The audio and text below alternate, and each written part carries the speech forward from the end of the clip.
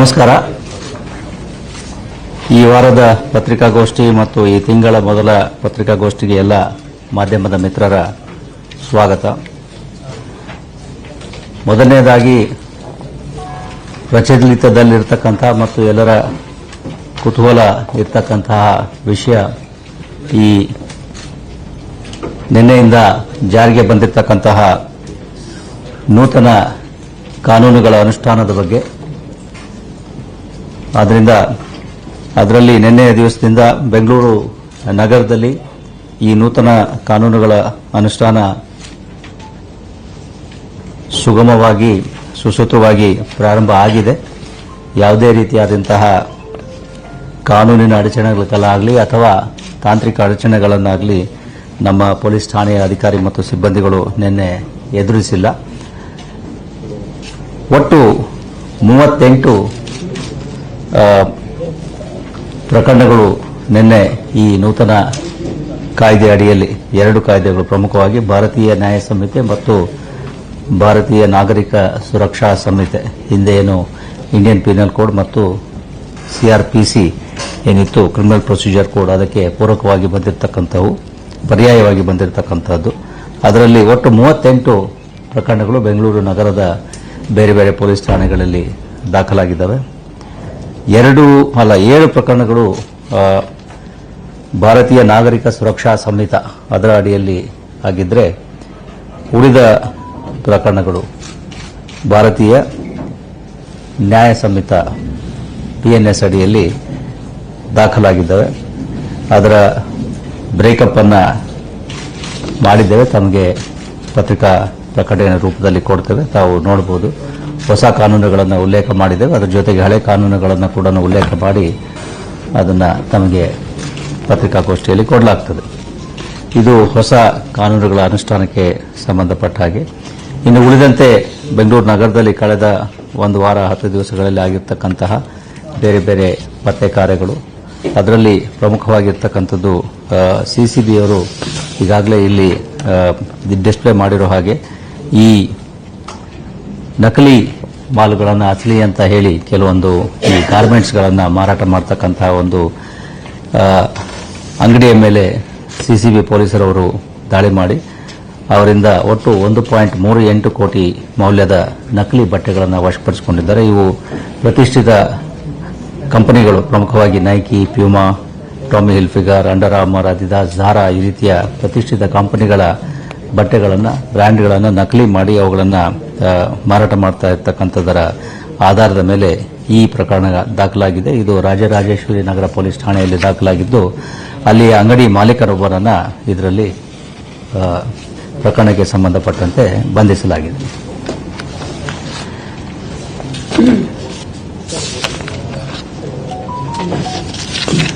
ಅದೇ ರೀತಿಯಲ್ಲಿ ಈ ನಮ್ಮ ಮಾದಕ ವಸ್ತುಗಳ ವಿರುದ್ಧದ ಕಾರ್ಯಾಚರಣೆ ಏನಿದೆ ಅದು ನಿರಂತರವಾಗಿ ನಡೀತಾ ಇದೆ. ಅದಕ್ಕೆ ಪೂರಕವಾಗಿ ಈ ವಾರದಲ್ಲಿ ಕೆಲವೊಂದು ಕ್ರಮಗಳನ್ನು ಕೈಗೊಳ್ಳಲಾಗಿದೆ. ಪ್ರಮುಖವಾಗಿ CCB ಪೊಲೀಸರವರು 2 ವಿದೇಶಿ ಪ್ರಜೆಗಳನ್ನು ಬಂಧಿಸಿದ್ದಾರೆ. ಆ 2 ವಿದೇಶಿ ಪ್ರಜೆಗಳಿಂದ ಒಟ್ಟು 12 ಲಕ್ಷ ರೂಪಾಯಿ ಮೌಲ್ಯದ MDMA, crystal, ecstasy pills, cocaine ಮತ್ತು 1 ದ್ವಿಚಕ್ರ ವಾಹನವನ್ನು ವಶಪಡಿಸಿಕೊಂಡಿದ್ದಾರೆ.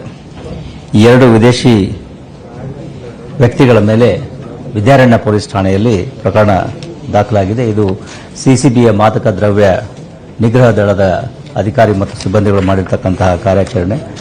ಈ 2 ಆರೋಪಿಗಳ ಪೈಕಿ ಒಬ್ಬ ಆರೋಪಿ ಮೇಲೆ ಈಗಾಗಲೇ 2 ಪ್ರಕರಣಗಳು, ಒಂದು ಪುಲಕೇಶಿ ನಗರ ಮತ್ತು ಇನ್ನೊಂದು ವಿದ್ಯಾರಣ್ಯಪುರದಲ್ಲಿಯೇ ಇನ್ನೊಂದು ಪ್ರಕರಣ ಕಳೆದ ವರ್ಷ ಆಗಿರ್ತಕ್ಕಂಥದ್ದು. 22ರಲ್ಲಿ 1 ಪ್ರಕರಣ, 23ರಲ್ಲಿ 1 ಪ್ರಕರಣ, ಹೀಗೆ 2 ಪ್ರಕರಣಗಳು ಆತನ ಮೇಲೆ ಹಿಂದೆ ಈಗಾಗಲೇ ದಾಖಲಾಗಿದ್ದಾವೆ. ಅದರ ಜೊತೆಗೆ ಇನ್ನೊಬ್ಬ ಆರೋಪಿ ಏನಿದ್ದಾನೆ, ವಿದೇಶಿ ಪ್ರಜೆ, ಆತ ಈ ಬಹುಶಃ ತಮಗೆ ಗೊತ್ತಿರೋ ಹಾಗೆ ರಾಜನಕುಂಟೆನಲ್ಲಿ ಒಂದು ನಮ್ಮ CCB ಪೊಲೀಸರು ಒಬ್ಬ ವಿದೇಶಿ ಪ್ರಜೆಯನ್ನು ಬಂಧಿಸಲಿಕ್ಕೆ ಹೋದಾಗ ಪೊಲೀಸರ ಮೇಲೆ ಕಲ್ಲು ತೂರಾಟ ಮತ್ತು ದಾಳಿಯ ಪ್ರಕರಣ ನಡೆದಿತ್ತು. ಆ ಪ್ರಕರಣದಲ್ಲಿ ಆತ ಆರೋಪಿಯಾಗಿದ್ದಾನೆ. ಆದ್ದರಿಂದ ಅದರ ಮಾಹಿತಿಯನ್ನು ರಾಜನಕುಂಟೆ ಪೊಲೀಸರಿಗೆ ಕೊಟ್ಟಿದ್ದು ಅವರು ಆತನ ಮೇಲೆ ಕ್ರಮವನ್ನು ಈಗ ಕೈಗೊಳ್ತಾರೆ.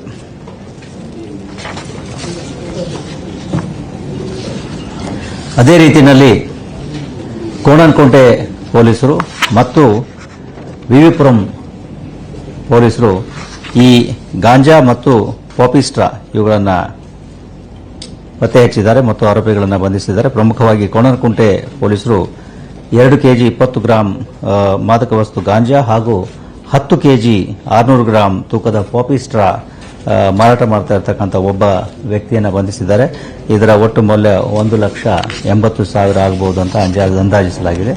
ಹಾಗೆ ವಿವಿಪುರಂ ಪೊಲೀಸ್ ಠಾಣೆಯವರು ಗಾಂಜಾ ಮಾರಾಟ ಮಾಡ್ತಾ ಇರತಕ್ಕಂಥ ಒಬ್ಬ ವ್ಯಕ್ತಿಯನ್ನು ಬಂಧಿಸಿ 5 ಲಕ್ಷ ಮೌಲ್ಯದ ಒಟ್ಟು 3 ಕೆಜಿ 900 ಗ್ರಾಂ ತೂಕದ ಗಾಂಜಾವನ್ನು ಆತನಿಂದ ವಶಪಡಿಸಿಕೊಂಡಿದ್ದಾರೆ. ಈ ಆರೋಪಿಗಳು ಸ್ಥಳೀಯರಾಗಿದ್ದು ಇವರುಗಳ ಮೇಲೆ ಒಬ್ಬನ ಮೇಲೆ ವಿವಿಪುರಂ ಪೊಲೀಸ್ ಠಾಣೆಯಲ್ಲಿರ್ತಕ್ಕಂಥ ವ್ಯಕ್ತಿಯ ಮೇಲೆ ಒಂದು ಪ್ರಕರಣ ಸರ್ಜಾಪುರ ಪೊಲೀಸ್ ಠಾಣೆಯಲ್ಲಿ ಹಿಂದೆ ದಾಖಲಾಗಿರ್ತಕ್ಕಂಥದ್ದು ಕಂಡುಬಂದಿದೆ. ವಿವರಗಳನ್ನು ಪತ್ರಿಕಾ ಪ್ರಕಟಣೆಯಲ್ಲಿ ನೀಡಲಾಗಿದೆ.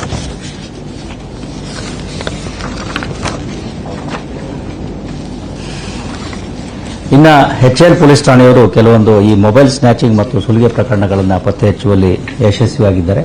ಅದರಲ್ಲಿ ಕಳವಳಕಾರಿಯಾಗಿರ್ತಕ್ಕಂತಹ ಅಂಶ ಅಂತಂದ್ರೆ ಈ ಕಾನೂನು ಸಂಘರ್ಷಕ್ಕೆ ಒಳಗಾದ ಬಾಲಕರು ಅಂದ್ರೆ ಜುವೆನೈಲ್ಗಳೇನಿದ್ದಾರೆ ಅವರು ಭಾಗಿಯಾಗಿರ್ತಕ್ಕಂಥದ್ದು ಕಂಡುಬಂದಿದೆ. ಒಂದು ಪ್ರಕರಣ ಏಪ್ರಿಲ್ ತಿಂಗಳಲ್ಲಿ ಆಗಿರ್ತಕ್ಕಂಥದ್ದು. ಒಂದು ಕಪ್ಪು ಬಣ್ಣದ ಹೋಂಡಾ ಸ್ಕೂಟಿಯಲ್ಲಿ ಬಂದು ಫಿರ್ಯಾದಿದಾರಿಗೆ ಹಲ್ಲೆ ಮಾಡಿ ಮೊಬೈಲ್ ಫೋನನ್ನು ಕಿತ್ಕೊಂಡು ಹೋಗಿರ್ತಾರೆ. ಅದು HL ಪೊಲೀಸ್ ಠಾಣೆಯಲ್ಲಿ ಕೇಸ್ ಆಗಿದ್ದು ಈಗ ಜೂನ್ ತಿಂಗಳಲ್ಲಿ ಅದನ್ನು ಪತ್ತೆ ಹಚ್ಚಿರ್ತಾರೆ. ಅದು ಮೊಬೈಲ್ ಫೋನ್ ಇದರಲ್ಲಿ ರಿಕವರ್ ಆಗಿದೆ.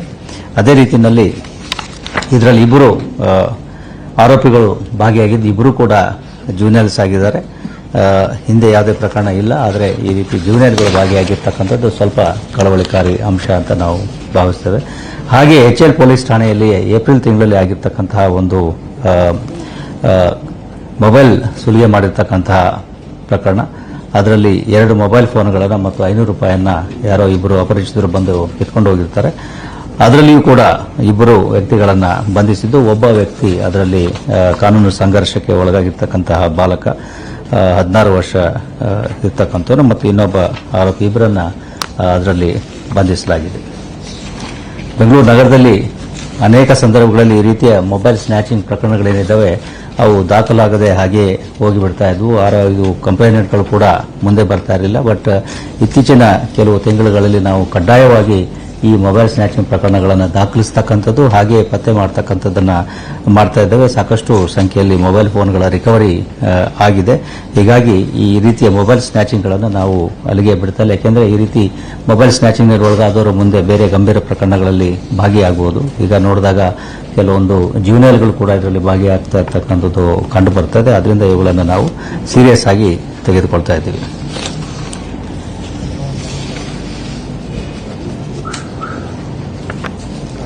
ಇನ್ನು ಚೈನ್ ಸ್ನ್ಯಾಚಿಂಗ್ ಅವು ಕೂಡ ನಗರದಲ್ಲಿ ಬಹಳ ಹಿಂದೆ ಆಗ್ತಾ ಇತ್ತು. ಈಗ ಬಹಳ ಕಡಿಮೆ ಆಗಿದ್ದಾವೆ. ಗಿರಿನಗರ ಪೊಲೀಸ್ ಠಾಣೆಯಲ್ಲಿ ಆಗಿರ್ತಕ್ಕಂತಹ ಒಂದು ಈ ರೀತಿಯ ಚೈನ್ ಸ್ನ್ಯಾಚಿಂಗ್ ಪ್ರಕರಣ 22/6 ದಾಖಲಾಗಿರ್ತಕ್ಕಂಥದ್ದು. ದ್ವಿಚಕ್ರ ವಾಹನದಲ್ಲಿ ಬಂದ ಒಬ್ಬಾತ ಆಟೋ ರಿಕ್ಷಾ ಬಾಡಿಗೆಗೆ ಬೇಕು ಅಂತ ಕೇಳಿಕೊಂಡು ಬನಶಂಕರಿಗೆ ಬರ್ತೀರಾ ಅಂತ ಕೇಳಿ ದ್ವಿಚಕ್ರ ವಾಹನದಲ್ಲಿ ಬಂದಿರತಕ್ಕಂಥವ್ರು ಇಬ್ಬರು ಆರೋಪಿತರು. ಅದರಲ್ಲಿ ಒಬ್ಬ ಆತನ ಕುತ್ತಿಗೆಗೆ ಕೈ ಹಾಕಿ ಸರವನ್ನು ಕಿತ್ಕೊಂಡು ಹೋಗಿರ್ತಾನೆ. ಅದನ್ನು ತಾಂತ್ರಿಕ ವಿಧಿವಿಧಾನಗಳನ್ನು ಅನುಸರಿಸಿ ಬೇರೆ ಬೇರೆ ಆಯಾಮಗಳಿಂದ ತನಿಖೆಯನ್ನು ಕೈಗೊಂಡು 26ರಂದು ಒಬ್ಬ ವ್ಯಕ್ತಿಯನ್ನು ಬಂಧಿಸಿ ಆತನಿಂದ 25 ಗ್ರಾಂ ತೂಕದ 1,20,000 ಬೆಲೆಯ ಇದನ್ನು ವಶಪಡಿಸಿಕೊಂಡಿದ್ದಾರೆ. ಇನ್ನೊಬ್ಬ ಆರೋಪಿ ತಲೆಮರೆಸಿಕೊಂಡಿದ್ದು ಆತನ ಪತ್ತೆ ಕಾರ್ಯ ಮುಂದುವರಿತಾ ಇದೆ. ಇನ್ನು ಹಗಲು ವೇಳೆಯಲ್ಲಿ ಮನೆ ಕಳ್ಳತನ ಮಾಡಿರ್ತಕ್ಕಂಥ ಒಬ್ಬ ವ್ಯಕ್ತಿಯನ್ನ HL ಪೊಲೀಸ್ ಠಾಣೆಯವರು ಬಂಧಿಸಿದ್ದಾರೆ. ಇದು ಪ್ರಕರಣ ಆಗಿರ್ತಕ್ಕಂಥದ್ದು ಜೂನ್ ತಿಂಗಳ 3ನೇ ತಾರೀಕು. ಕಿಟಕಿಯಲ್ಲಿರ್ತಕ್ಕಂಥ ಈ ಕೀಯನ್ನು ಉಪಯೋಗಿಸಿ ಈ ಒಂದು ಬೀರುನಲ್ಲಿಟ್ಟಿರ್ತಕ್ಕಂಥ 25 ಗ್ರಾಮದ ಚಿನ್ನದ ಆಭರಣಗಳನ್ನು ವಶಪಡಿಸಿಕೊಂಡು ಹೋಗಿರ್ತಾರೆ. ಇದರಲ್ಲಿಯೂ ಕೂಡ ಬೇರೆ ಬೇರೆ ಆಯಾಮಗಳಿಂದ ಪೊಲೀಸರು ತನಿಖೆಯನ್ನು ಕೈಗೊಂಡು 14ನೇ ತಾರೀಕಿನಂದು ಈ ಆರೋಪಿಯನ್ನು ಬಂಧಿಸಿರ್ತಾರೆ. ಈ ಆರೋಪಿಯ ಪತ್ತೆಯಿಂದ ಒಟ್ಟು 4 ಹೊಸ ಪ್ರಕರಣಗಳು ಬೆಳಕಿಗೆ ಬಂದಿದ್ದಾವೆ. ಹಾಗೆ ಇದರ ಮೇಲೆ ಹಳೆ ಪ್ರಕರಣಗಳು ಕೂಡ ಇದ್ದಾವೆ. ಒಟ್ಟು 8 ಪ್ರಕರಣಗಳು ಈತನ ಮೇಲೆ ಜಾರಿಯಾಗಲಿದ್ದಾವೆ. ಇದರಲ್ಲಿ ಒಂದು ಪ್ರಮುಖ ಅಂಶ ಅಂತ ಹೇಳಿದ್ರೆ, ಅನೇಕ ನಾಗರಿಕರು ಬೆಂಗಳೂರು ನಗರದಲ್ಲಿ ಹೊರಗಡೆ ಹೋಗುವಾಗ, ಆಫೀಸ್ಗೆ ಹೋಗುವಾಗ ಅಥವಾ ಶಾಪಿಂಗ್ ಹೋಗುವಾಗ ಮನೆಗೆ ಬೀಗವನ್ನು ಹಾಕಿ ಅಲ್ಲಿಯೇ ಅಕ್ಕಪಕ್ಕದಲ್ಲಿ ಪಾಟ್ ಕೆಳಗಡೆ ಅಥವಾ ಇನ್ನೊಂದು ಕಿಟಕಿ ಕೆಳಗಡೆ ಅಲ್ಲಿ ಇಲ್ಲಿ ಇಟ್ಟು ಹೋಗ್ತಕ್ಕಂತಹ ಒಂದು ಅಭ್ಯಾಸ ರೂಢಿಗತ ಆಗಿದೆ. ಬಟ್ ಈ ರೀತಿ ಇಡೋದನ್ನು ಗಮನಿಸಿ ಈ ರೀತಿ ಕಳ್ಳತನ ಮಾಡ್ತಕ್ಕಂತಹ ಗ್ಯಾಂಗ್ಗಳು, ಕ್ರಿಮಿನಲ್ಗಳು, ಅಪರಾಧಿಗಳು ಇದ್ದಾರೆ ಅನ್ನೋದನ್ನು ಗಮನದಲ್ಲಿ ಇಟ್ಕೊಂಡು ತಮ್ಮ ಮನೆಯನ್ನು ಸುರಕ್ಷಿತವಾಗಿರ್ತಕ್ಕಂಥದ್ದು, ಬೀಗ ಹಾಕಿದಾಗ ಸರಿಯಾಗಿ ಬೀಗ ಹಾಕ್ತಕ್ಕಂಥದ್ದು ಮತ್ತು ಆ ಬೀಗದ ಕೀಯನ್ನು ಕೂಡ ಸುರಕ್ಷಿತವಾಗಿ ಇಟ್ಕೊಳ್ತಕ್ಕಂಥದ್ದು, ತಮ್ಮ ಹತ್ತಿರದಲ್ಲೇ ಇಟ್ಕೊಳ್ತಕ್ಕಂಥದ್ದರ ಅವಶ್ಯಕತೆ ಇದೆ ಅನ್ನೋದನ್ನು ಇದು ತೋರಿಸ್ತದೆ.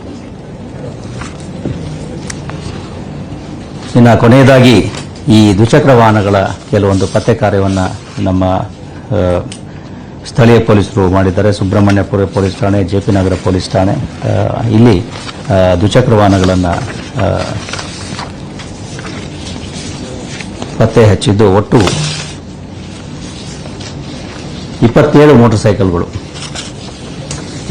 ಮೋಟಾರ್ ಸೈಕಲ್ಗಳನ್ನು ಸುಬ್ರಹ್ಮಣ್ಯಪುರ ಪೊಲೀಸ್ ಠಾಣೆಯಲ್ಲಿ 11 ಮೋಟಾರ್ ಸೈಕಲ್ ಮತ್ತು 1 ಕಾರು ಹಾಗೂ ಜೆಪಿ ನಗರ ಪೊಲೀಸ್ ಠಾಣೆಯಲ್ಲಿ 16 ಮೋಟಾರ್ ಸೈಕಲ್ಗಳು, ಹೀಗೆ 27 ಮೋಟಾರ್ ಸೈಕಲ್ ಹಾಗೂ 1 ಕಾರು, 4 ಜನ ಆರೋಪಿಗಳು ಮತ್ತು ಒಟ್ಟು 20 ಲಕ್ಷ ಮೌಲ್ಯದ ಈ ದ್ವಿಚಕ್ರ ವಾಹನಗಳನ್ನು ನಮ್ಮ ಪೊಲೀಸರು ಪತ್ತೆ ಹಚ್ತಾ ಇದ್ದಾರೆ. ಬೆಂಗಳೂರು ನಗರದಲ್ಲಿ ದ್ವಿಚಕ್ರ ವಾಹನಗಳ ಕಳ್ಳತನಗಳು ಕೂಡ ಆಗ್ತಾ ಇದೆ ಮತ್ತು ಅದನ್ನು ಪೊಲೀಸರು ಗಂಭೀರವಾಗಿ ಪರಿಗಣಿಸಿ ಅವುಗಳ ಪತ್ತೆ ಕಾರ್ಯವನ್ನು ಕೂಡ ನಿಯತವಾಗಿ ಮಾಡ್ತಾ ಇದ್ದಾರೆ.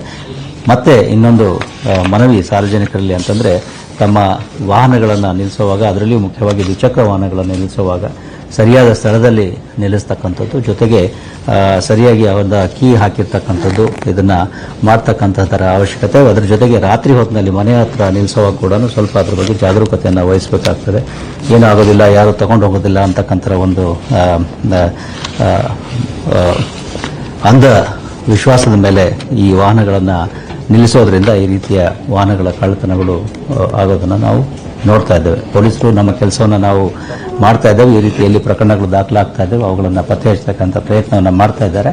ಆದರೆ ಸಾರ್ವಜನಿಕರು ಕೂಡ ತಮ್ಮ ವಸ್ತುಗಳ ಬಗ್ಗೆ, ತಮ್ಮ ವಾಹನಗಳ ಬಗ್ಗೆ ಜಾಗರೂಕರಾಗಿರ್ತಕ್ಕಂತಹ ಅವಶ್ಯಕತೆಯನ್ನು ನಾವು ಅವರಿಗೆ ಮನವರಿಕೆ ಮಾಡಿಕೊಡ್ತಾ ಇದ್ದೇವೆ. ಇಷ್ಟು ಇವತ್ತಿನ ಮಾಧ್ಯಮದ ವಿಷಯಗಳು.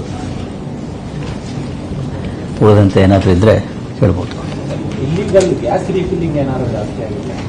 ಇಲ್ಲಿಗಲ್ ಗ್ಯಾಸ್ ರೀಫಿಲ್ಲಿಂಗ್ ಆಗಿತ್ತು, ಈಗ ಯಾವುದು ಆ ರೀತಿ ಕಂಡು ಬರ್ತಾ ಇಲ್ಲ. ಹಿಂದೆ ಹೋದ ವರ್ಷ ನೋಡಿದ್ರೆ ನೀವು ಬಹಳ ಪ್ರಕರಣಗಳನ್ನು ಮಾಡಿದ್ದು, ಈಗ ಆ ರೀತಿ ಇದು ಬರ್ತಾ ಇರಲಿಲ್ಲ. ಜೊತೆಗೆ ಅದರ ದುರ್ಘಟನೆಗಳು ಕೆಲವು ಆಗಿದ್ದು, ಗ್ಯಾಸ್ ಬ್ಲಾಸ್ಟ್ ಆಗಿ,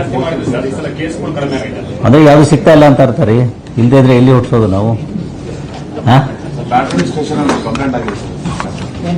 ಯಾವುದ್ರ ಬಗ್ಗೆ?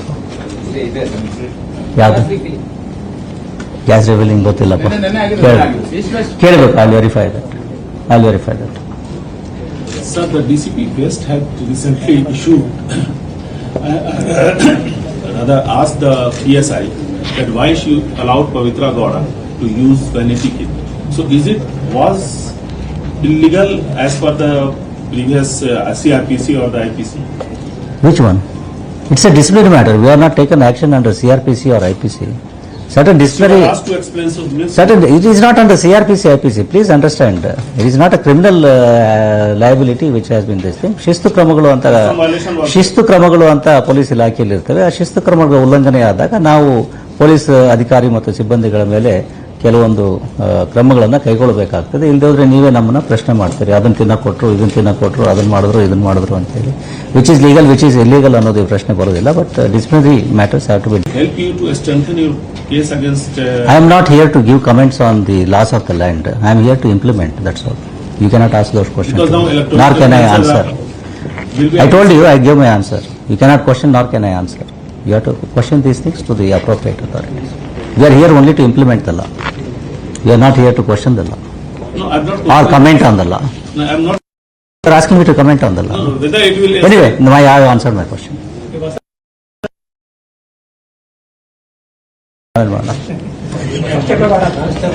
ಅದೇ ಇಂಪಾರ್ಟೆಂಟ್ ಅಂತ ಅದಕ್ಕೆ ಅದನ್ನೇ ಮೊದಲು ಕೊಡ್ತೀವಿ.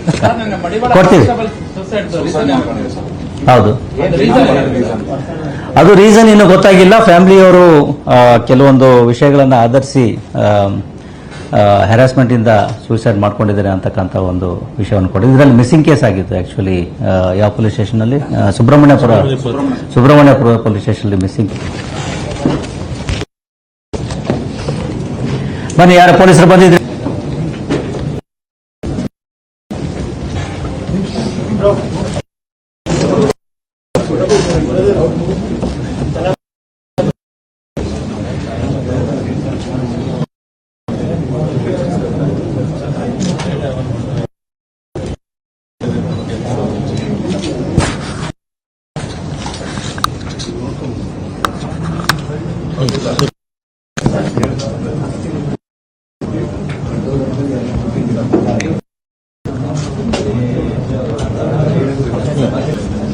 ಇದ್ಯಾವುದಪ್ಪ?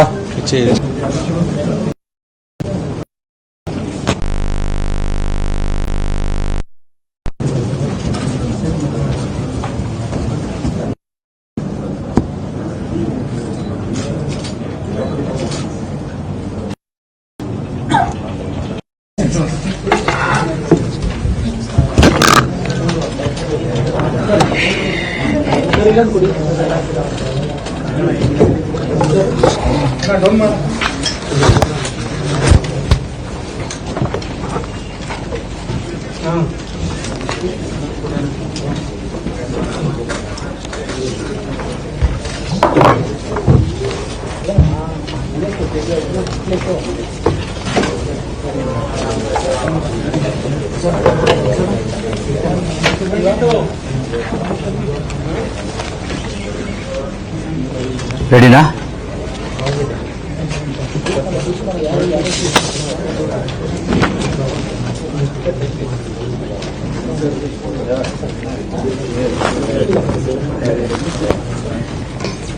ರೆಡಿ? ಎಲ್ಲರಿಗೂ ನಮಸ್ಕಾರ. ಈ ವಾರದ ಪತ್ರಿಕಾಗೋಷ್ಠಿ ಮತ್ತು ಈ ತಿಂಗಳ ಮೊದಲ ಪತ್ರಿಕಾಗೋಷ್ಠಿಗೆ ಎಲ್ಲ ಮಾಧ್ಯಮದ ಮಿತ್ರರ ಸ್ವಾಗತ. ಮೊದಲನೇದಾಗಿ ಪ್ರಚಲಿತದಲ್ಲಿರ್ತಕ್ಕಂಥ ಮತ್ತು ಎಲ್ಲರ ಕುತೂಹಲ ಇರ್ತಕ್ಕಂತಹ ವಿಷಯ ಈ ನಿನ್ನೆಯಿಂದ ಜಾರಿಗೆ ಬಂದಿರತಕ್ಕಂತಹ ನೂತನ ಕಾನೂನುಗಳ ಅನುಷ್ಠಾನದ ಬಗ್ಗೆ. ಆದ್ದರಿಂದ ಅದರಲ್ಲಿ ನಿನ್ನೆಯ ದಿವಸದಿಂದ ಬೆಂಗಳೂರು ನಗರದಲ್ಲಿ ಈ ನೂತನ ಕಾನೂನುಗಳ ಅನುಷ್ಠಾನ ಸುಗಮವಾಗಿ ಸುಸೂತ್ರವಾಗಿ ಪ್ರಾರಂಭ ಆಗಿದೆ. ಯಾವುದೇ ರೀತಿಯಾದಂತಹ ಕಾನೂನಿನ ಅಡಚಣೆಗಳಾಗಲಿ ಅಥವಾ ತಾಂತ್ರಿಕ ಅಡಚಣೆಗಳನ್ನಾಗಲಿ ನಮ್ಮ ಪೊಲೀಸ್ ಠಾಣೆಯ ಅಧಿಕಾರಿ ಮತ್ತು ಸಿಬ್ಬಂದಿಗಳು ನಿನ್ನೆ ಎದುರಿಸಿಲ್ಲ. ಒಟ್ಟು 38 ಪ್ರಕರಣಗಳು ನಿನ್ನೆ ಈ ನೂತನ ಕಾಯ್ದೆ ಅಡಿಯಲ್ಲಿ 2 ಕಾಯ್ದೆಗಳು ಪ್ರಮುಖವಾಗಿ ಭಾರತೀಯ ನ್ಯಾಯ ಸಂಹಿತೆ ಮತ್ತು ಭಾರತೀಯ ನಾಗರಿಕ ಸುರಕ್ಷಾ ಸಂಹಿತೆ, ಹಿಂದೆ ಏನು ಇಂಡಿಯನ್ ಪೀನಲ್ ಕೋಡ್ ಮತ್ತು ಸಿಆರ್ಪಿಸಿ ಏನಿತ್ತು ಕ್ರಿಮಿನಲ್ ಪ್ರೊಸೀಜರ್ ಕೋಡ್, ಅದಕ್ಕೆ ಪೂರಕವಾಗಿ ಬಂದಿರತಕ್ಕಂಥವು, ಪರ್ಯಾಯವಾಗಿ ಬಂದಿರತಕ್ಕಂಥದ್ದು. ಅದರಲ್ಲಿ ಒಟ್ಟು 38 ಪ್ರಕರಣಗಳು ಬೆಂಗಳೂರು ನಗರದ ಬೇರೆ ಬೇರೆ ಪೊಲೀಸ್ ಠಾಣೆಗಳಲ್ಲಿ ದಾಖಲಾಗಿದ್ದಾವೆ. 7 ಪ್ರಕರಣಗಳು ಭಾರತೀಯ ನಾಗರಿಕ ಸುರಕ್ಷಾ ಸಂಹಿತ ಅದರ ಅಡಿಯಲ್ಲಿ ಆಗಿದ್ದರೆ, ಉಳಿದ ಪ್ರಕರಣಗಳು ಭಾರತೀಯ ನ್ಯಾಯ ಸಂಹಿತ PNS ಅಡಿಯಲ್ಲಿ ದಾಖಲಾಗಿದ್ದಾವೆ. ಅದರ ಬ್ರೇಕಪ್ ಅನ್ನು ಮಾಡಿದ್ದೇವೆ, ತಮಗೆ ಪತ್ರಿಕಾ ಪ್ರಕಟಣೆ ರೂಪದಲ್ಲಿ ಕೊಡ್ತೇವೆ, ತಾವು ನೋಡಬಹುದು. ಹೊಸ ಕಾನೂನುಗಳನ್ನು ಉಲ್ಲೇಖ ಮಾಡಿದ್ದೇವೆ, ಅದರ ಜೊತೆಗೆ ಹಳೆ ಕಾನೂನುಗಳನ್ನು ಕೂಡ ಉಲ್ಲೇಖ ಮಾಡಿ ಅದನ್ನು ತಮಗೆ ಪತ್ರಿಕಾಗೋಷ್ಠಿಯಲ್ಲಿ ಕೊಡಲಾಗ್ತದೆ. ಇದು ಹೊಸ ಕಾನೂನುಗಳ ಅನುಷ್ಠಾನಕ್ಕೆ ಸಂಬಂಧಪಟ್ಟ ಹಾಗೆ. ಇನ್ನು ಉಳಿದಂತೆ ಬೆಂಗಳೂರು ನಗರದಲ್ಲಿ ಕಳೆದ 1 ವಾರ 10 ದಿವಸಗಳಲ್ಲಿ ಆಗಿರ್ತಕ್ಕಂತಹ ಬೇರೆ ಬೇರೆ ಪತ್ತೆ ಕಾರ್ಯಗಳು, ಅದರಲ್ಲಿ ಪ್ರಮುಖವಾಗಿರ್ತಕ್ಕಂಥದ್ದು CCBಯವರು ಈಗಾಗಲೇ ಇಲ್ಲಿ ಡಿಸ್ಪ್ಲೇ ಮಾಡಿರೋ ಹಾಗೆ ಈ ನಕಲಿ ಮಾಲುಗಳನ್ನು ಅಸಲಿ ಅಂತ ಹೇಳಿ ಕೆಲವೊಂದು ಈ ಗಾರ್ಮೆಂಟ್ಸ್ಗಳನ್ನು ಮಾರಾಟ ಮಾಡ್ತಕ್ಕಂತಹ ಒಂದು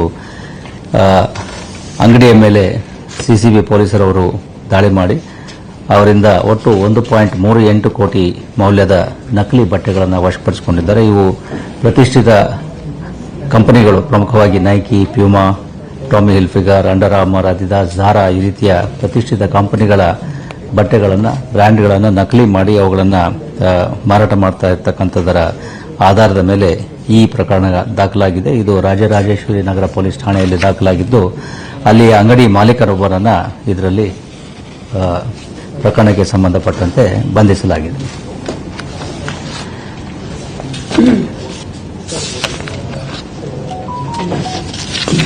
ಅದೇ ರೀತಿಯಲ್ಲಿ ಈ ನಮ್ಮ ಮಾದಕ ವಸ್ತುಗಳ ವಿರುದ್ಧದ ಕಾರ್ಯಾಚರಣೆ ಏನಿದೆ ಅದು ನಿರಂತರವಾಗಿ ನಡೀತಾ ಇದೆ. ಅದಕ್ಕೆ ಪೂರಕವಾಗಿ ಈ ವಾರದಲ್ಲಿ ಕೆಲವೊಂದು ಕ್ರಮಗಳನ್ನು ಕೈಗೊಳ್ಳಲಾಗಿದೆ. ಪ್ರಮುಖವಾಗಿ ಸಿಸಿಬಿ ಪೊಲೀಸರವರು 2 ವಿದೇಶಿ ಪ್ರಜೆಗಳನ್ನು ಬಂಧಿಸಿದ್ದಾರೆ. ಆ 2 ವಿದೇಶಿ ಪ್ರಜೆಗಳಿಂದ ಒಟ್ಟು 12 ಲಕ್ಷ ರೂಪಾಯಿ ಮೌಲ್ಯದ MDMA, crystal, ecstasy pills, cocaine ಮತ್ತು 1 ದ್ವಿಚಕ್ರ ವಾಹನವನ್ನು ವಶಪಡಿಸಿಕೊಂಡಿದ್ದಾರೆ. ಈ 2 ವಿದೇಶಿ ವ್ಯಕ್ತಿಗಳ ಮೇಲೆ ವಿದ್ಯಾರಣ್ಯ ಪೊಲೀಸ್ ಠಾಣೆಯಲ್ಲಿ ಪ್ರಕರಣ ದಾಖಲಾಗಿದೆ. ಇದು ಸಿಸಿಬಿಯ ಮಾದಕ ದ್ರವ್ಯ ನಿಗ್ರಹ ದಳದ ಅಧಿಕಾರಿ ಮತ್ತು ಸಿಬ್ಬಂದಿಗಳು ಮಾಡಿರ್ತಕ್ಕಂತಹ ಕಾರ್ಯಾಚರಣೆ. ಈ 2 ಆರೋಪಿಗಳ ಪೈಕಿ ಒಬ್ಬ ಆರೋಪಿ ಮೇಲೆ ಈಗಾಗಲೇ 2 ಪ್ರಕರಣಗಳು, ಒಂದು ಪುಲಕೇಶಿ ನಗರ ಮತ್ತು ಇನ್ನೊಂದು ವಿದ್ಯಾರಣ್ಯಪುರದಲ್ಲಿಯೇ ಇನ್ನೊಂದು ಪ್ರಕರಣ ಕಳೆದ ವರ್ಷ ಆಗಿರ್ತಕ್ಕಂಥದ್ದು. 22ರಲ್ಲಿ ಒಂದು ಪ್ರಕರಣ, 23ರಲ್ಲಿ ಒಂದು ಪ್ರಕರಣ, ಹೀಗೆ 2 ಪ್ರಕರಣಗಳು ಆತನ ಮೇಲೆ ಹಿಂದೆ ಈಗಾಗಲೇ ದಾಖಲಾಗಿದ್ದಾವೆ. ಅದರ ಜೊತೆಗೆ ಇನ್ನೊಬ್ಬ ಆರೋಪಿ ಏನಿದ್ದಾನೆ ವಿದೇಶಿ ಪ್ರಜೆ, ಆತ ಈ ಬಹುಶಃ ತಮಗೆ ಗೊತ್ತಿರೋ ಹಾಗೆ ರಾಜನಕುಂಟೆನಲ್ಲಿ ಒಂದು ನಮ್ಮ ಸಿಸಿಬಿ ಪೊಲೀಸರು ಒಬ್ಬ ವಿದೇಶಿ ಪ್ರಜೆಯನ್ನು ಬಂಧಿಸಲಿಕ್ಕೆ ಹೋದಾಗ ಪೊಲೀಸರ ಮೇಲೆ ಕಲ್ಲು ತೂರಾಟ ಮತ್ತು ದಾಳಿಯ ಪ್ರಕರಣ ನಡೆದಿತ್ತು. ಆ ಪ್ರಕರಣದಲ್ಲಿ ಆತ ಆರೋಪಿಯಾಗಿದ್ದಾನೆ. ಆದ್ದರಿಂದ ಅದರ ಮಾಹಿತಿಯನ್ನು ರಾಜನಕುಂಟೆ ಪೊಲೀಸರಿಗೆ ಕೊಟ್ಟಿದ್ದು ಅವರು ಆತನ ಮೇಲೆ ಕ್ರಮವನ್ನು ಈಗ ಕೈಗೊಳ್ತಾರೆ.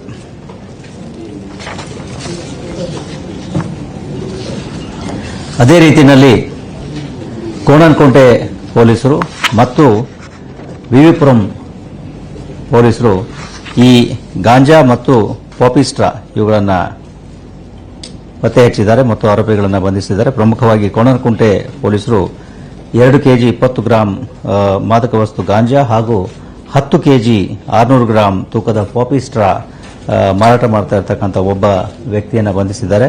ಇದರ ಒಟ್ಟು ಮೌಲ್ಯ 1,80,000 ಆಗಬಹುದು ಅಂತ ಅಂದಾಜಿಸಲಾಗಿದೆ.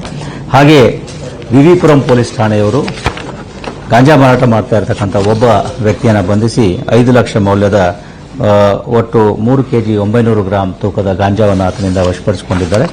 ಈ ಆರೋಪಿಗಳು ಸ್ಥಳೀಯರಾಗಿದ್ದು ಇವರುಗಳ ಮೇಲೆ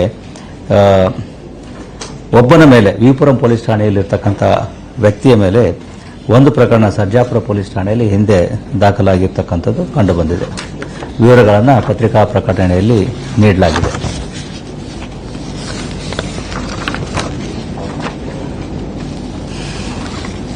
ಇನ್ನು HL ಪೊಲೀಸ್ ಠಾಣೆಯವರು ಕೆಲವೊಂದು ಈ ಮೊಬೈಲ್ ಸ್ನ್ಯಾಚಿಂಗ್ ಮತ್ತು ಸುಲಿಗೆ ಪ್ರಕರಣಗಳನ್ನು ಪತ್ತೆ ಹಚ್ಚುವಲ್ಲಿ ಯಶಸ್ವಿಯಾಗಿದ್ದಾರೆ. ಅದರಲ್ಲಿ ಕಳವಳಕಾರಿಯಾಗಿರ್ತಕ್ಕಂತಹ ಅಂಶ ಅಂತಂದ್ರೆ ಈ ಕಾನೂನು ಸಂಘರ್ಷಕ್ಕೆ ಒಳಗಾದ ಬಾಲಕರು ಅಂದ್ರೆ ಜುವೆನೈಲ್ಗಳೇನಿದ್ದಾರೆ ಅವರು ಭಾಗಿಯಾಗಿರ್ತಕ್ಕಂಥದ್ದು ಕಂಡುಬಂದಿದೆ. ಒಂದು ಪ್ರಕರಣ ಏಪ್ರಿಲ್ ತಿಂಗಳಲ್ಲಿ ಆಗಿರ್ತಕ್ಕಂಥದ್ದು. ಒಂದು ಕಪ್ಪು ಬಣ್ಣದ ಹೋಂಡಾ ಸ್ಕೂಟಿಯಲ್ಲಿ ಬಂದು ಫಿರ್ಯಾದಿದಾರಿಗೆ ಹಲ್ಲೆ ಮಾಡಿ ಮೊಬೈಲ್ ಫೋನನ್ನು ಕಿತ್ಕೊಂಡು ಹೋಗಿರ್ತಾರೆ. ಅದು HL ಪೊಲೀಸ್ ಠಾಣೆಯಲ್ಲಿ ಕೇಸ್ ಆಗಿದ್ದು ಈಗ ಜೂನ್ ತಿಂಗಳಲ್ಲಿ ಅದನ್ನು ಪತ್ತೆ ಹಚ್ಚಿರ್ತಾರೆ. ಅದು ಮೊಬೈಲ್ ಫೋನ್ ಇದರಲ್ಲಿ ರಿಕವರ್ ಆಗಿದೆ. ಅದೇ ರೀತಿಯಲ್ಲಿ ಇದರಲ್ಲಿ 2 ಆರೋಪಿಗಳು ಭಾಗಿಯಾಗಿದ್ದು 2 ಕೂಡ ಜೂನಿಯರ್ಸ್ ಆಗಿದ್ದಾರೆ. ಹಿಂದೆ ಯಾವುದೇ ಪ್ರಕರಣ ಇಲ್ಲ. ಆದರೆ ಈ ರೀತಿ ಜೂನಿಯರ್ಗಳು ಭಾಗಿಯಾಗಿರ್ತಕ್ಕಂಥದ್ದು ಸ್ವಲ್ಪ ಕಳವಳಕಾರಿ ಅಂಶ ಅಂತ ನಾವು ಭಾವಿಸ್ತೇವೆ. ಹಾಗೆ HL ಪೊಲೀಸ್ ಠಾಣೆಯಲ್ಲಿ ಏಪ್ರಿಲ್ ತಿಂಗಳಲ್ಲಿ ಆಗಿರ್ತಕ್ಕಂತಹ ಒಂದು ಮೊಬೈಲ್ ಸುಲಿಗೆ ಮಾಡಿರ್ತಕ್ಕಂತಹ ಪ್ರಕರಣ.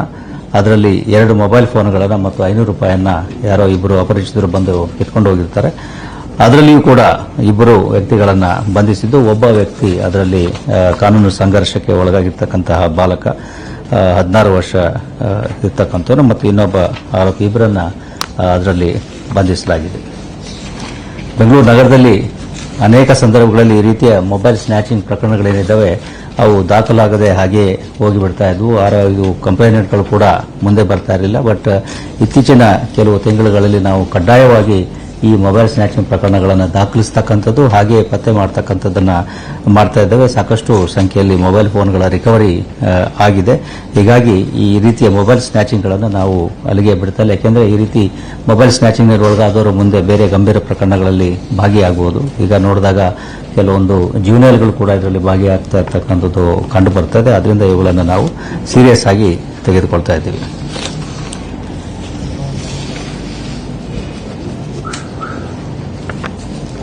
ಇನ್ನು ಚೈನ್ ಸ್ನ್ಯಾಚಿಂಗ್ ಅವು ಕೂಡ ನಗರದಲ್ಲಿ ಬಹಳ ಹಿಂದೆ ಆಗ್ತಾ ಇತ್ತು, ಈಗ ಬಹಳ ಕಡಿಮೆ ಆಗಿದ್ದಾವೆ. ಗಿರಿನಗರ ಪೊಲೀಸ್ ಠಾಣೆಯಲ್ಲಿ ಆಗಿರ್ತಕ್ಕಂಥ ಒಂದು ಈ ರೀತಿಯ ಚೈನ್ ಸ್ನ್ಯಾಚಿಂಗ್ ಪ್ರಕರಣ 22/6 ದಾಖಲಾಗಿರ್ತಕ್ಕಂಥದ್ದು. ದ್ವಿಚಕ್ರ ವಾಹನದಲ್ಲಿ ಬಂದ ಒಬ್ಬಾತ ಆಟೋ ರಿಕ್ಷಾ ಬಾಡಿಗೆಗೆ ಬೇಕು ಅಂತ ಕೇಳಿಕೊಂಡು ಬನಶಂಕರಿಗೆ ಬರ್ತೀರಾ ಅಂತ ಕೇಳಿ ದ್ವಿಚಕ್ರ ವಾಹನದಲ್ಲಿ ಬಂದಿರತಕ್ಕಂಥವ್ರು 2 ಆರೋಪಿತರು. ಅದರಲ್ಲಿ ಒಬ್ಬ ಆತನ ಕುತ್ತಿಗೆಗೆ ಕೈ ಹಾಕಿ ಸರವನ್ನು ಕಿತ್ಕೊಂಡು ಹೋಗಿರ್ತಾನೆ. ಅದನ್ನು ತಾಂತ್ರಿಕ ವಿಧಿವಿಧಾನಗಳನ್ನು ಅನುಸರಿಸಿ ಬೇರೆ ಬೇರೆ ಆಯಾಮಗಳಿಂದ ತನಿಖೆಯನ್ನು ಕೈಗೊಂಡು 26ರಂದು ಒಬ್ಬ ವ್ಯಕ್ತಿಯನ್ನು ಬಂಧಿಸಿ ಆತನಿಂದ 25 ಗ್ರಾಂ ತೂಕದ 1,20,000 ಬೆಲೆಯ ಇದನ್ನು ವಶಪಡಿಸಿಕೊಂಡಿದ್ದಾರೆ. ಇನ್ನೊಬ್ಬ ಆರೋಪಿ ತಲೆಮರೆಸಿಕೊಂಡಿದ್ದು ಆತನ ಪತ್ತೆ ಕಾರ್ಯ ಮುಂದುವರಿತಾ ಇದೆ. ಇನ್ನು ಹಗಲು ವೇಳೆಯಲ್ಲಿ ಮನೆ ಕಳ್ಳತನ ಮಾಡಿರ್ತಕ್ಕಂಥ ಒಬ್ಬ ವ್ಯಕ್ತಿಯನ್ನ HL ಪೊಲೀಸ್ ಠಾಣೆಯವರು ಬಂಧಿಸಿದ್ದಾರೆ. ಇದು ಪ್ರಕರಣ ಆಗಿರ್ತಕ್ಕಂಥದ್ದು ಜೂನ್ ತಿಂಗಳ 3ನೇ ತಾರೀಕು. ಕಿಟಕಿಯಲ್ಲಿರ್ತಕ್ಕಂಥ ಈ ಕೀಯನ್ನು ಉಪಯೋಗಿಸಿ ಈ ಒಂದು ಬೀರುನಲ್ಲಿಟ್ಟಿರ್ತಕ್ಕಂಥ 25 ಗ್ರಾಮದ ಚಿನ್ನದ ಆಭರಣಗಳನ್ನು ವಶಪಡಿಸಿಕೊಂಡು ಹೋಗಿರ್ತಾರೆ. ಇದರಲ್ಲಿ ಕೂಡ ಬೇರೆ ಬೇರೆ ಆಯಾಮಗಳಿಂದ ಪೊಲೀಸರು ತನಿಖೆಯನ್ನು ಕೈಗೊಂಡು 14ನೇ ತಾರೀಕಿನಂದು ಈ ಆರೋಪಿಯನ್ನು ಬಂಧಿಸಿರ್ತಾರೆ. ಈ ಆರೋಪಿಯ ಪತ್ತೆಯಿಂದ ಒಟ್ಟು 4 ಹೊಸ ಪ್ರಕರಣಗಳು ಬೆಳಕಿಗೆ ಬಂದಿದ್ದಾವೆ. ಹಾಗೆಯೇ ಇದರ ಮೇಲೆ ಹಳೆ ಪ್ರಕರಣಗಳು ಕೂಡ ಇದ್ದಾವೆ. ಒಟ್ಟು 8 ಪ್ರಕರಣಗಳು ಈತನ ಮೇಲೆ ಜಾರಿಯಾಗಲಿದ್ದಾವೆ. ಇದರಲ್ಲಿ ಒಂದು ಪ್ರಮುಖ ಅಂಶ ಅಂತ ಹೇಳಿದ್ರೆ, ಅನೇಕ ನಾಗರಿಕರು ಬೆಂಗಳೂರು ನಗರದಲ್ಲಿ ಹೊರಗಡೆ ಹೋಗುವಾಗ, ಆಫೀಸ್ಗೆ ಹೋಗುವಾಗ ಅಥವಾ ಶಾಪಿಂಗ್ ಹೋಗುವಾಗ ಮನೆಗೆ ಬೀಗವನ್ನು ಹಾಕಿ ಅಲ್ಲಿಯೇ ಅಕ್ಕಪಕ್ಕದಲ್ಲಿ ಪಾಟ್ ಕೆಳಗಡೆ ಅಥವಾ ಇನ್ನೊಂದು ಕಿಟಕಿ ಕೆಳಗಡೆ ಅಲ್ಲಿ ಇಲ್ಲಿ ಇಟ್ಟು ಹೋಗ್ತಕ್ಕಂತಹ ಒಂದು ಅಭ್ಯಾಸ ರೂಢಿಗತ ಆಗಿದೆ. ಬಟ್ ಈ ರೀತಿ ಇಡೋದನ್ನು ಗಮನಿಸಿ ಈ ರೀತಿ ಕಳ್ಳತನ ಮಾಡ್ತಕ್ಕಂತಹ ಗ್ಯಾಂಗ್ಗಳು, ಕ್ರಿಮಿನಲ್ಗಳು, ಅಪರಾಧಿಗಳು ಇದ್ದಾರೆ ಅನ್ನೋದನ್ನು ಗಮನದಲ್ಲಿ ಇಟ್ಕೊಂಡು ತಮ್ಮ ಮನೆಯನ್ನು ಸುರಕ್ಷಿತವಾಗಿರ್ತಕ್ಕಂಥದ್ದು, ಬೀಗ ಹಾಕಿದಾಗ ಸರಿಯಾಗಿ ಬೀಗ ಹಾಕ್ತಕ್ಕಂಥದ್ದು ಮತ್ತು ಆ ಬೀಗದ ಕೀಯನ್ನು ಕೂಡ ಸುರಕ್ಷಿತವಾಗಿ ಇಟ್ಕೊಳ್ತಕ್ಕಂಥದ್ದು, ತಮ್ಮ ಹತ್ತಿರದಲ್ಲೇ ಇಟ್ಕೊಳ್ತಕ್ಕಂಥದ್ದರ ಅವಶ್ಯಕತೆ ಇದೆ ಅನ್ನೋದನ್ನು ಇದು ತೋರಿಸ್ತದೆ. ಇನ್ನು ಕೊನೆಯದಾಗಿ ಈ ದ್ವಿಚಕ್ರ ವಾಹನಗಳ ಕೆಲವೊಂದು ಪತ್ತೆ ಕಾರ್ಯವನ್ನು ನಮ್ಮ ಸ್ಥಳೀಯ ಪೊಲೀಸರು ಮಾಡಿದ್ದಾರೆ. ಸುಬ್ರಹ್ಮಣ್ಯಪುರ ಪೊಲೀಸ್ ಠಾಣೆ, JP ನಗರ ಪೊಲೀಸ್ ಠಾಣೆ, ಇಲ್ಲಿ ದ್ವಿಚಕ್ರ ವಾಹನಗಳನ್ನು ಪತ್ತೆ ಹಚ್ಚಿದ್ದು ಒಟ್ಟು 27 ಮೋಟಾರ್ ಸೈಕಲ್ಗಳನ್ನು ಸುಬ್ರಹ್ಮಣ್ಯಪುರ ಪೊಲೀಸ್ ಠಾಣೆಯಲ್ಲಿ 11 ಮೋಟಾರ್ ಸೈಕಲ್ ಮತ್ತು 1 ಕಾರು ಹಾಗೂ JP ನಗರ ಪೊಲೀಸ್ ಠಾಣೆಯಲ್ಲಿ 16 ಮೋಟಾರ್ ಸೈಕಲ್ಗಳು, ಹೀಗೆ 27 ಮೋಟಾರ್ ಸೈಕಲ್ ಹಾಗೂ 1 ಕಾರು, 4 ಜನ ಆರೋಪಿಗಳು ಮತ್ತು ಒಟ್ಟು 20 ಲಕ್ಷ ಮೌಲ್ಯದ ಈ ದ್ವಿಚಕ್ರ ವಾಹನಗಳನ್ನು ನಮ್ಮ ಪೊಲೀಸರು ಪತ್ತೆ ಹಚ್ತಾ ಇದ್ದಾರೆ. ಬೆಂಗಳೂರು ನಗರದಲ್ಲಿ ದ್ವಿಚಕ್ರ ವಾಹನಗಳ ಕಳ್ಳತನಗಳು ಕೂಡ ಆಗ್ತಾ ಇದೆ ಮತ್ತು ಅದನ್ನು ಪೊಲೀಸರು ಗಂಭೀರವಾಗಿ ಪರಿಗಣಿಸಿ ಅವುಗಳ ಪತ್ತೆ ಕಾರ್ಯವನ್ನು ಕೂಡ ನಿಯತವಾಗಿ ಮಾಡ್ತಾ ಇದ್ದಾರೆ. ಮತ್ತೆ ಇನ್ನೊಂದು ಮನವಿ ಸಾರ್ವಜನಿಕರಲ್ಲಿ ಅಂತಂದರೆ, ತಮ್ಮ ವಾಹನಗಳನ್ನು ನಿಲ್ಲಿಸುವಾಗ, ಅದರಲ್ಲಿಯೂ ಮುಖ್ಯವಾಗಿ ದ್ವಿಚಕ್ರ ವಾಹನಗಳನ್ನು ನಿಲ್ಲಿಸುವಾಗ ಸರಿಯಾದ ಸ್ಥಳದಲ್ಲಿ ನಿಲ್ಲಿಸ್ತಕ್ಕಂಥದ್ದು, ಜೊತೆಗೆ ಸರಿಯಾಗಿ ಅವರ ಕೀ ಹಾಕಿರ್ತಕ್ಕಂಥದ್ದು, ಇದನ್ನು ಮಾಡ್ತಕ್ಕಂಥದ್ದರ ಅವಶ್ಯಕತೆ. ಅದರ ಜೊತೆಗೆ ರಾತ್ರಿ ಹೊತ್ತಿನಲ್ಲಿ ಮನೆ ಹತ್ರ ನಿಲ್ಲಿಸುವಾಗ ಕೂಡ ಸ್ವಲ್ಪ ಅದರ ಬಗ್ಗೆ ಜಾಗರೂಕತೆಯನ್ನು ವಹಿಸಬೇಕಾಗ್ತದೆ. ಏನೂ ಆಗೋದಿಲ್ಲ, ಯಾರು ತಗೊಂಡು ಹೋಗೋದಿಲ್ಲ ಅಂತಕ್ಕಂಥ ಒಂದು